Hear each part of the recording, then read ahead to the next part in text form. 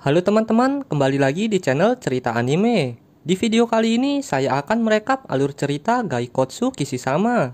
Anime ini bergenre action fantasi, memiliki rating 7,2 dengan total 12 episode. Anime ini menceritakan tentang seorang gamer yang tertidur saat sedang bermain game, dan saat bangun ia sudah berada di dunia lain. Memakai kostum zirah dan memiliki berbagai skill sihir sama seperti karakter game yang ia mainkan.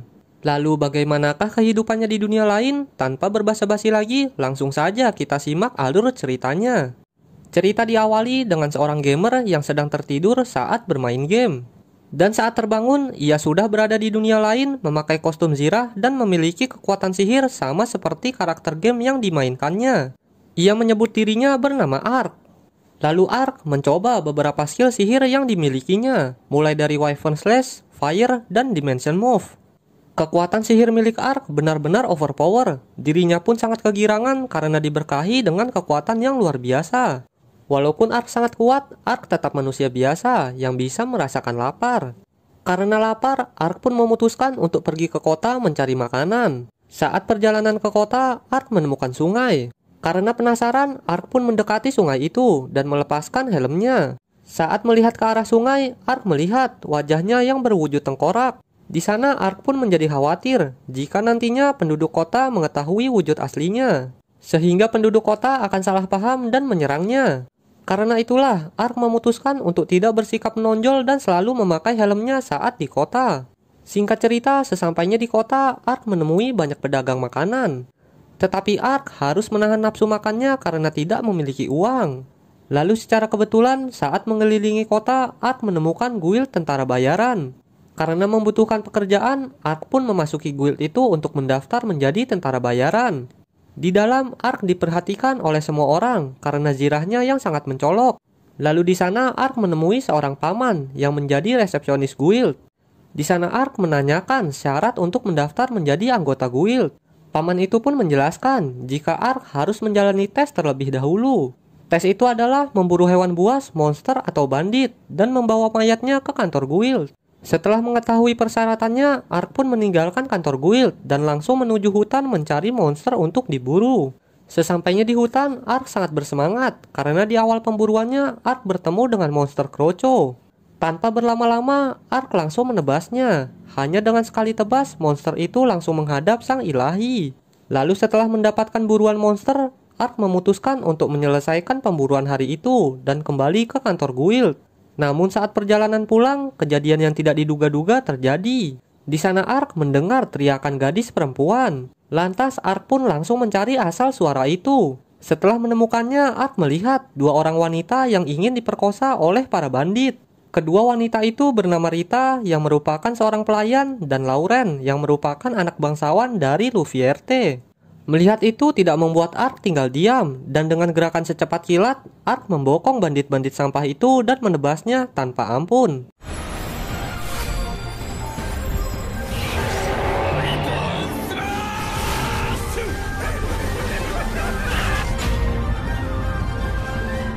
Setelah bandit-bandit sampah berhasil diatasi, kedua wanita itu tidak lupa untuk mengucapkan terima kasih dan meminta kepada Ark untuk menemaninya kembali ke kota. Sesampainya di kota, Ark berpisah dengan kedua wanita itu dan kembali ke kantor guild untuk menyerahkan hasil buruannya. Saat di kantor guild, paman resepsionis pun terheran-heran karena Ark dapat menyelesaikan tugasnya hanya dengan waktu setengah hari saja. Lalu karena Ark berhasil menyelesaikan tesnya, paman resepsionis pun memberikan lisensi guild kepada Ark. Malam harinya akhirnya Ark dapat makan dengan puas karena mendapatkan uang dari hasil menyetor buruan sebelumnya. Keesokan harinya, Ark kembali ke kantor guild untuk memeriksa quest harian. Karena tidak ingin terlihat mencolok dan membuka identitas aslinya, Ark pun mengambil quest yang sangat mudah, yaitu quest mengawal seorang bocah mencari tanaman herbal di dalam hutan. Lalu siang harinya, Ark pergi ke desa Rata untuk menemui kliennya. Singkat cerita, sesampainya di desa Rata, Ark bertemu dengan kliennya yang ternyata kliennya adalah anak perempuan yang bernama Marka. Karena sedang terburu-buru dan tidak ingin ibunya tahu, dengan segera Marka meminta Ark untuk menemaninya masuk ke dalam hutan mencari tanaman herbal. Di sepanjang perjalanan, Marka menjelaskan jika tujuannya mencari tanaman herbal untuk membantu pekerjaan ibunya dan membuat ibunya bahagia.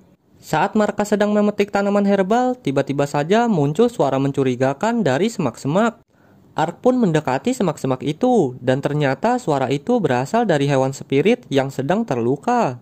Di sana Ark pun langsung menggunakan skill healing miliknya untuk menyembuhkan luka hewan itu.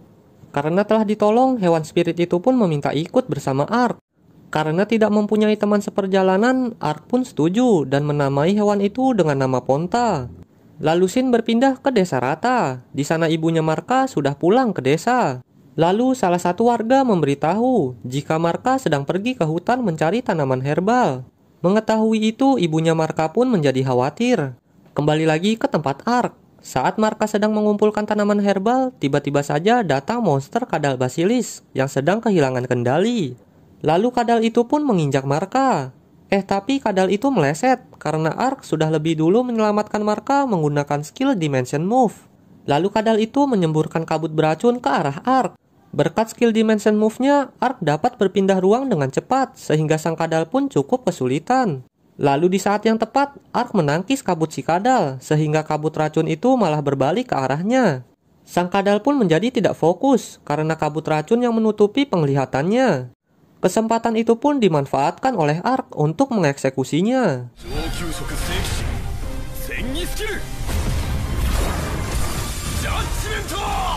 Dan setelah kadal itu tewas, Ark melihat kejanggalan pada kaki si kadal.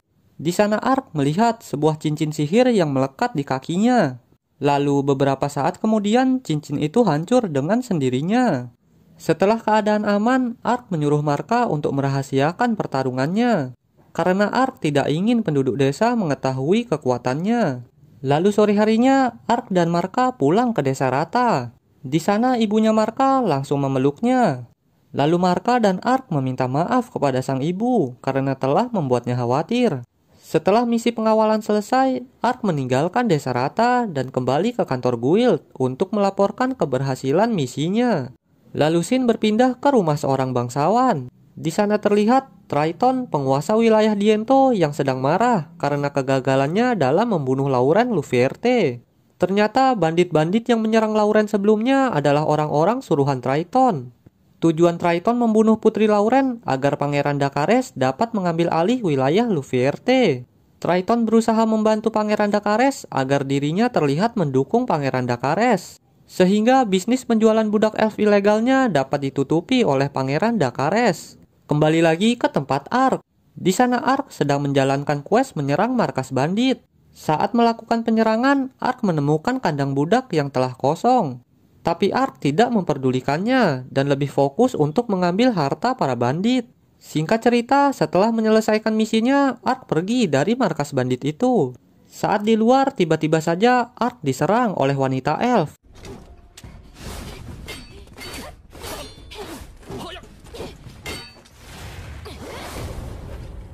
Wanita elf itu bernama Ariane. Di sana Ariane salah paham dan mengira jika Ark adalah salah satu anggota bandit yang telah menculik penduduk elf untuk dijadikan budak. Ark pun berusaha untuk menjelaskan kesalahpahaman itu, tetapi Ariane tidak mau mendengar dan terus menyerang Ark. Hingga akhirnya Ponta pun muncul di atas helm Ark. Saat melihat Ponta, akhirnya Ariane mempercayai perkataan Ark. Karena menurut Ariane, jika hewan spirit seperti Ponta tidak akan mendekati manusia yang jahat. Setelah keadaan tenang, Ark pun memberitahu jika di dalam markas bandit ada kandang budak yang sudah kosong. Ariane pun merasa gagal karena telah terlambat menyelamatkan elf yang diculik. Di sana Ark menawarkan bantuan kepada Ariane untuk mencari elf yang diculik. Tetapi Ariane menolak bantuan dari Ark dan pergi begitu saja. Walaupun ditolak, Ark tidak menyerah begitu saja karena Ark tidak ingin melewatkan kesempatan untuk menolong elf yang cantik. Lalu esok harinya, Ark mendatangi hutan elf untuk mencari Ariane. Namun rencana berubah karena saat di perjalanan, Ark mendengar suara bandit yang sedang melakukan kejahatan. Lalu Ark pun mengamati tindakan bandit-bandit itu. Ternyata para bandit itu sedang menculik anak-anak penduduk elf untuk dijadikan budak. Kelompok bandit itu dipimpin oleh Udolan yang merupakan anak dari bangsawan Triton. Ternyata anak sama bapak sikapnya nggak jauh beda. Di sisi lain, Ark berencana untuk menolong anak-anak elf itu. Tapi tiba-tiba muncul Ariane dari semak-semak dan menghabisi para bandit itu. Awalnya para bandit dapat diatasi, tapi si Udolan malah memakai cara licik, yaitu dengan menyandra anak-anak elf dan menyuruh Ariane untuk berhenti menyerang. Dengan terpaksa Ariane pun menuruti Udolan dan menghentikan penyerangannya. Melihat kejadian itu, Ark pun tidak tinggal diam. Ark menggunakan skill Dimension Move dan menghajar Udolan.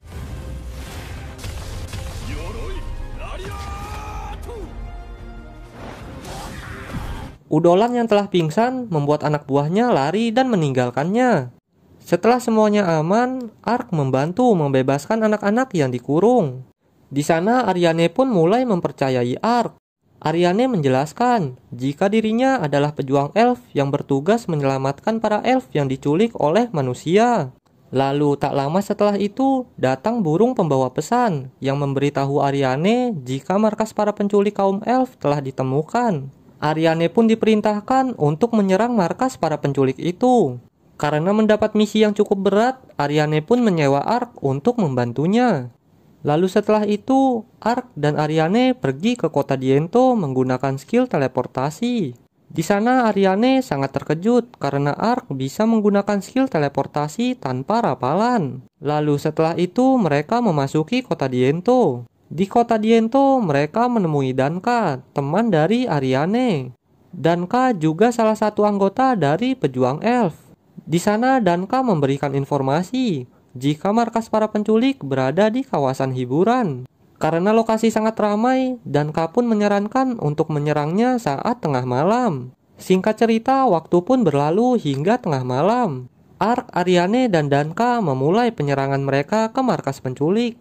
Saat memasuki markas, mereka menemukan jika para penculik telah tewas dengan sayatan di leher. Danka mengatakan jika ada penyusup lain di dalam markas. Karena situasi semakin berbahaya, Danka pun memutuskan untuk berpencar agar mempercepat pencarian elf. Saat mencari elf, Ark menemukan kamar yang terkunci. Karena penasaran, Ark pun memasuki kamar itu menggunakan Dimension Move. Lagi-lagi Ark menemukan para penculik yang sudah tewas. Lalu tiba-tiba saja Ark diserang oleh seseorang yang berpenampilan seperti ninja. Saat sedang bertarung, tiba-tiba saja Ponta muncul di atas helm Ark. Di sana sang ninja pun langsung menghentikan penyerangannya. Karena menurut si ninja, Ark adalah orang yang baik karena didekati oleh hewan spirit. Lalu ninja itu memberikan gulungan yang berisi informasi dan memberitahu jika elf ditahan di bawah tanah. Setelah memberikan informasi, ninja itu pergi begitu saja dan mengatakan akan bertemu kembali. Setelah itu, Ark berkumpul kembali bersama Ariane dan Danka. Di sana Ark memberikan gulungan yang ia dapatkan dari si ninja kepada Ariane. Setelah dibaca, ternyata gulungan itu adalah surat kontrak pembelian budak elf. Dan di sana juga tercantum nama Triton penguasa dari Diento yang ikut terlibat dalam penjualan budak elf. Lalu Ark juga memberitahu jika para elf dipenjara di bawah tanah dan sisanya dipenjara di istana penguasa kota Diento. Setelah mendapat informasi, mereka langsung bergegas menuju bawah tanah dan membebaskan para elf yang dipenjara. Setelah itu, Ark menggunakan skill teleportasinya untuk membawa para elf, Ariane, dan Danka keluar dari markas penculik. Karena sudah aman, Ariane menyuruh Danka untuk membawa para elf pulang ke desa. Sedangkan Ark dan Ariane akan menyelamatkan elf yang berada di istana penguasa. Di sana Ark menggunakan Dimension Move untuk menyusup ke dalam istana. Namun sialnya, baru saja masuk ke istana, Ark dan Ariane ketahuan oleh penjaga yang kebetulan sedang lewat. Tanpa pikir panjang, Ark menggunakan skill Wyvern Slash untuk menyerang penjaga. Namun skillnya malah mengenai lonceng hingga membuat suara yang sangat berisik. Akibatnya para penjaga pun berdatangan mengejar Ark dan Ariane. Di sisi lain, Triton, penguasa kota Diento bersama anaknya Udolan yang sudah babak belur sedang enak-enak dengan dua elf yang diculik. Namun kenikmatannya itu malah diganggu oleh pelayannya yang datang ke kamarnya. Pelayan itu memberitahu jika istana sedang diserang. Tak lama setelah itu, tiba-tiba Ark dan Ariane datang tepat waktu. Lalu Ariane langsung menghajar bangsawan itu dan membebaskan dua elf yang diculik. Di sisi lain, Ark menghadang Udolan yang berniat kabur. Karena terlalu bersemangat, Ark sampai menghancurkan dinding kamar. Dan ternyata di balik dinding itu terdapat ruangan penyimpanan emas. Melihat kesempatan itu, Ark langsung merampas semua emas milik Triton. Setelah semua emas terkumpul dan Elf berhasil diselamatkan, Ark bersama Ariane meninggalkan istana itu menggunakan teleportasi. Setelah misi selesai, Ariane mengajak Ark ikut ke desa Elf untuk mengenalkannya pada ketua desa. Ark pun menerima tawaran itu, namun Ark meminta untuk tidak melepaskan Zirah saat bertemu ketua desa. Karena penasaran, di sana Ariane pun menanyakan alasannya. Lalu Ark membuka helmnya dan menunjukkan wajahnya. Di sana Ariane pun sangat kaget dengan wajah Ark yang berwujud undead. Karena bingung, Ark pun terpaksa berbohong dan mengatakan jika tubuhnya terkena kutukan. Lalu Ariane pun menyarankan Ark untuk menemui ketua desa Elf karena ketua memiliki banyak pengetahuan untuk menghilangkan kutukan. Lalu Sin berpindah ke kota Olaf, ibu kota kerajaan Roden. Di sana terlihat Raja Karlon sedang rapat dengan Sek, Dakares, dan Yuriarna. Mereka semua adalah anak-anak dari sang raja. Di sana sang raja membahas tentang penyerangan yang dilakukan Ark dan Ariane di kediaman Triton. Sek, pangeran pertama, mengatakan jika penyebab terjadinya penyerangan akibat Triton, sang penguasa Diento yang telah menculik kaum Elf dan menjualnya menjadi budak. Sehingga kaum Elf pun melakukan penyerangan untuk menyelamatkan Elf yang diperbudak. Mendengar perkataan Sek membuat pangeran Dakares tidak terima dan marah. Di sana terlihat jika Dakares berusaha untuk menutupi kesalahan Triton dari sang raja. Lalu Yuriarna mengatakan, jika penculikan kaum Elf terus dilakukan, maka bisa memicu peperangan bangsa manusia dengan bangsa Elf. Setelah mendengar pendapat Yuriarna, sang raja pun memerintahkan Yuriarna untuk melakukan pertemuan dengan ketua bangsa Elf. Lalu Sin berpindah ke tempat Ark dan Ariane. Mereka berdua sedang melakukan perjalanan menuju desa Elf. Singkat cerita, sesampainya di desa, Ark bertemu dengan ketua desa yang bernama Dylan dan istrinya yang bernama Glennis. Mereka adalah orang tua dari Ariane. Lalu Dylan dan istrinya menyambut Ark di rumahnya dan mengajaknya makan malam. Singkat cerita, keesokan harinya, Dylan dan Ariane menghadiri rapat dengan para ketua desa Elf. Saat rapat, Ariane memberikan laporan penemuan surat kontrak perbudakan Elf kepada para ketua. Sebagai bukti, jika manusia telah menculik kaum Elf untuk diperbudak. Mendengar informasi itu, para ketua desa pun khawatir jika kejadian itu bisa menyebabkan peperangan karena manusia telah melanggar perjanjian damai. Lalu para ketua desa pun mengutus Ariane untuk mencari manusia yang terlibat dalam kontrak perbudakan Elf. Setelah rapat selesai, Ariane dan Dylan pulang ke rumah. Sesampainya di rumah, Dylan meminta kepada Ark untuk membantu Ariane dalam menyelesaikan misinya.